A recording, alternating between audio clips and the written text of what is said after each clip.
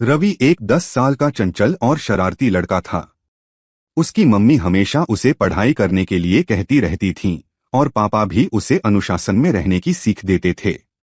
लेकिन रवि को तो बस मस्ती करनी थी। एक दिन रवि ने सोचा, क्यों न कुछ ऐसा किया जाए कि मम्मी पापा खुद ही मुझे मस्ती करने दें। उसने एक गजब की योजना बनाई।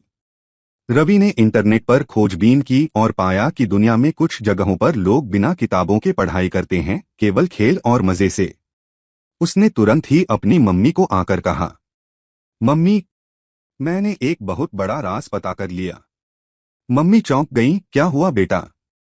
रवि बोला, अगर मैं ज्यादा पढ़ाई करूंगा तो मेरे दिमाग में गर्मी बढ़ जाएगी और फिर मेरे बाल झड़ जाएंगे।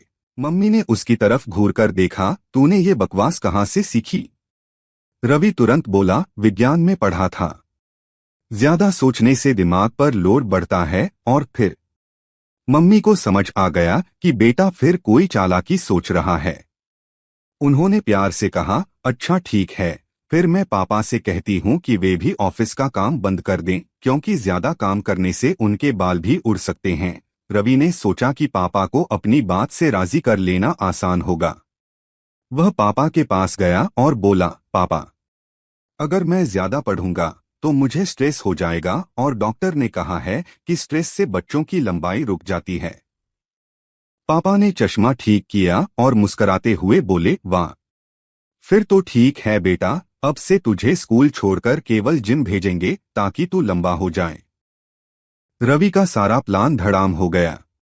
उसने सोचा कि पापा मम्मी इतनी चालाकी से जवाब देंगे, ये तो उसने सोचा ही नहीं था।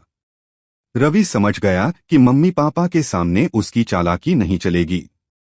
उसने हथियार डाल दिए और बोला, ठीक है मम्मी पापा, मैं पढ़ाई करूंगा, लेकिन बीच बीच में मस्ती भी करूंगा। मम्मी पापा मुस्करा दिए और बोले, यही तो हम भी चाहते थे। और इस तरह रवि ने एक बड़ी सीख ली, मस्ती और पढ़ाई में बैलेंस होना बहुत जरूरी है।